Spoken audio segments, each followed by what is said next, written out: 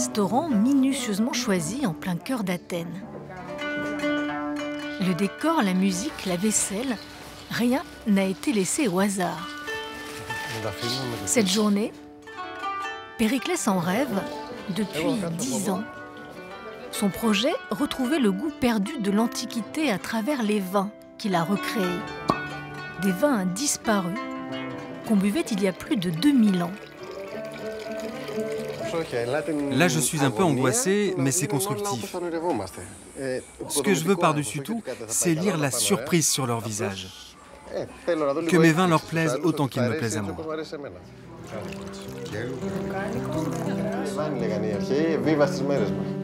Pour bien comprendre, retour 6 mois plus tôt, là où tout a commencé, tout près de Némée, dans le Péloponnèse.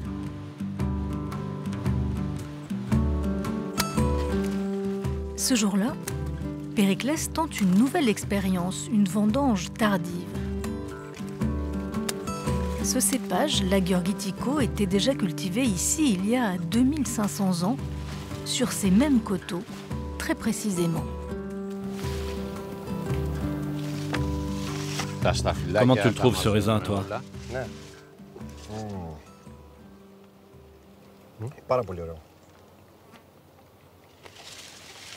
Il est vraiment excellent, hein? Allez, chaque grappe, c'est un verre de vin. Là, il est vraiment juteux. Dès que tu le touches, il te colore la main. La vie est faite d'expériences. On teste sans arrêt des choses nouvelles, on découvre, on crée. Que les résultats soient bons ou pas, il faut toujours essayer. Laissons-en un peu pour les oiseaux, comme une récompense.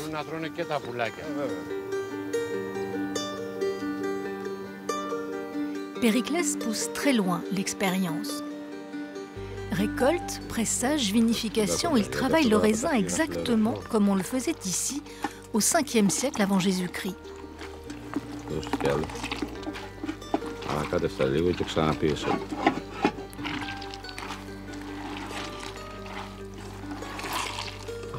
Regardez cette couleur rouge.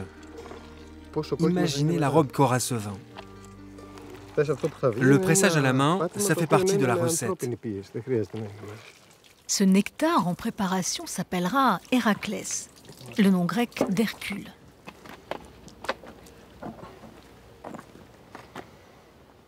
Regarde-moi cette couleur. Apparemment, ce sera un rouge puissant comme le héros qui lui donne son nom. Et l'arôme? Pas mal, hein? On le goûte?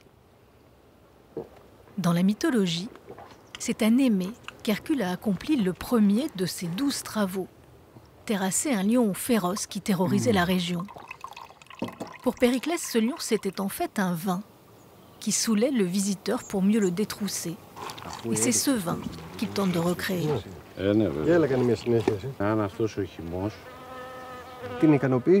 C'est un immense plaisir de ramener à la surface quelque chose qui était perdu depuis des milliers d'années.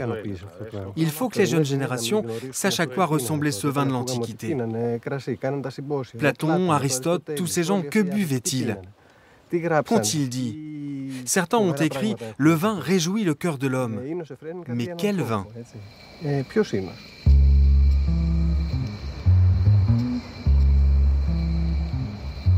Pour le découvrir, direction Athènes, l'atelier de Dimitri Statopoulos. Dimitri travaille la céramique en suivant exactement les méthodes des anciens. Il est le seul.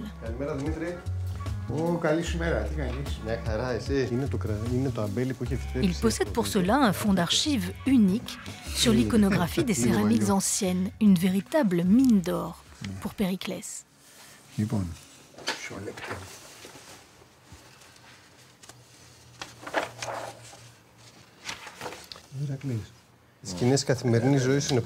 Voilà des scènes de la vie quotidienne. C'est vraiment comme des photographies du passé. C'est grâce aux vases que les archéologues ont su comment les anciens s'habillaient, comment étaient leurs meubles, comment ils s'amusaient, comment ils buvaient. Ils ont tout appris des vases grecs anciens. Seules les créations de Dimitri nous permettent de retrouver les sensations perdues depuis des millénaires.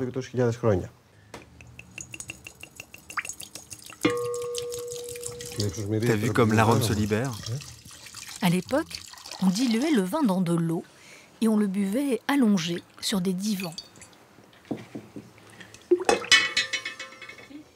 Il y avait une image au fond et au fur et à mesure qu'il buvait, l'image apparaissait.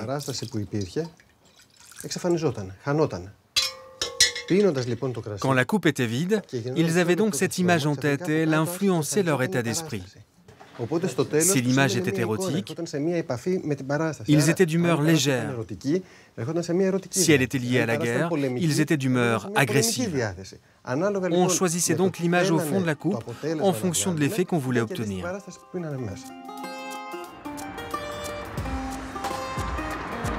10 ans qu'il mène l'enquête, Périclès. Cette fois, c'est la recette d'un vin blanc qu'il recherche. Le vin d'Aphrodite. Il sait qu'elle existe, écrite par un certain Théophraste, un botaniste antique. Mais ça, c'est en latin. Le problème, c'est que les écrits de Théophraste sont aujourd'hui disséminés dans des milliers d'ouvrages. C'est ici, à la Bibliothèque nationale, qu'il espère trouver son bonheur.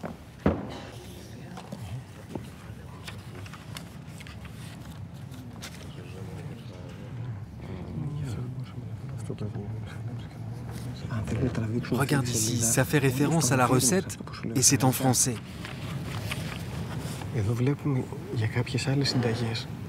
On nous dit que pour le vin d'Aphrodite, sur lequel je travaille en ce moment, les anciens plantaient des herbes aromatiques au milieu des vignes, et notamment de l'absinthe, pour que le raisin s'imprègne de son odeur.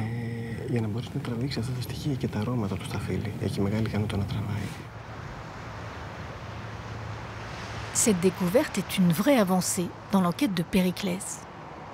Sauf qu'il n'y a pas d'absinthe dans ces vignes du Péloponnèse. Il va falloir trouver une solution. Retour à Némée, dans le laboratoire de son père, Achille. Tu penses qu'on peut faire quelque chose? Achille est le plus ancien œnologue de Grèce. Pour lui, c'est un vrai défi que lui lance son fils.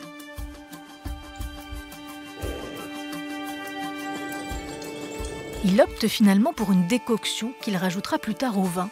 Reste à trouver le bon dosage. C'est particulier, un peu mystérieux, avec une pointe d'érotisme. C'est le vin d'Aphrodite, et quoi de plus érotique que la déesse de l'amour? J'espère qu'on le goûtera bientôt.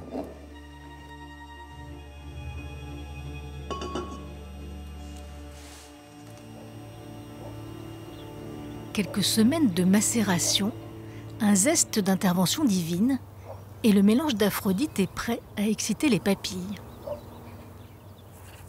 Dernier test en condition avant la grande dégustation et premier juge, celui qu'il redoute le plus.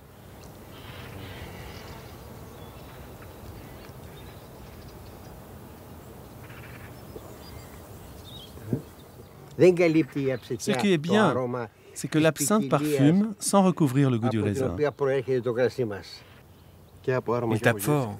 Son arôme, son goût. Ouais, c'est Aphrodite.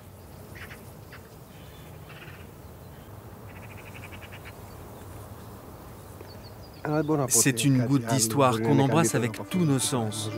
Je ne peux pas espérer mieux. On est revenu 2500 ans en arrière. Le jour J à Athènes, c'est exactement ce qu'il veut reproduire. Tout y est, la musique, les céramiques, le vin et cette dizaine de connaisseurs prêts à rendre leur verdict. L'opinion de ces gens est très importante pour moi. L'homme en gilet noir est un collectionneur de vin. Il connaît bien le marché du luxe. Et celui avec la chemise à carreaux est un spécialiste des marchés étrangers.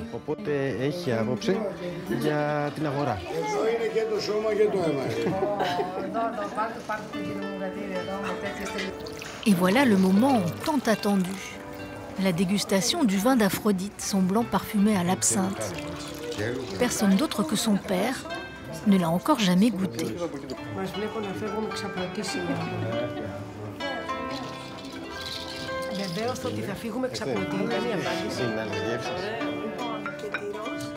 C'est unique.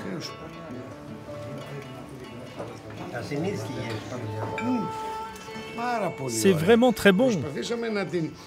Je n'ai jamais rien goûté de tel. J'essaie de le comparer avec d'autres goûts, mais je n'y arrive pas. C'est une saveur nouvelle, ou plutôt une saveur ancienne qui avait disparu et qu'on a recréée. Si ce succès se confirme, ces vins pourraient bientôt revenir sur les tables de Grèce et peut-être du monde. C'est un goût très particulier. Une saveur qui se diffuse dans tout votre corps. Ça vous enveloppe et ça éveille tous vos sens.